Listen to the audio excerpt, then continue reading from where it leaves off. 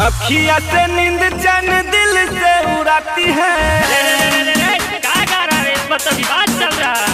अखिया से नींद चैन दिल से उड़ाती है। केसरिया के मऊ की सपना में आती है। कतीला नया दब दीवाना बनाती है। केसरिया के मऊ की सपना में आती है।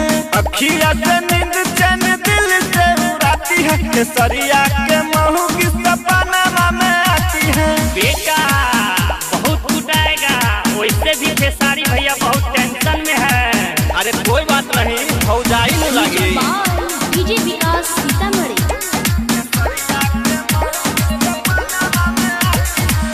भावबरी खाती है, दिल को लुभाती है। नखरे दिखा के हमें पल पल सताती है। भावबरी खाती है, दिल को लुभाती है।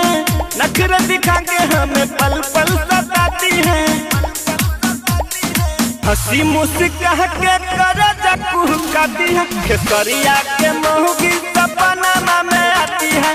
कतीला नया दब दीवाना बनाती है। केसरिया के महू की सपना में आती है। अखिया से नींद चैन दिल से उड़ाती है। केसरिया के महू की सपना में आती है। जा बेटा जा, तू जाइबो तू जाइबो। म्यूजिक बाय डीजे विकास सीतामढ़ी।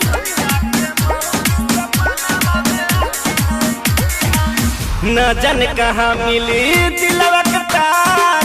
कहल सैया हम सुपर स्टार।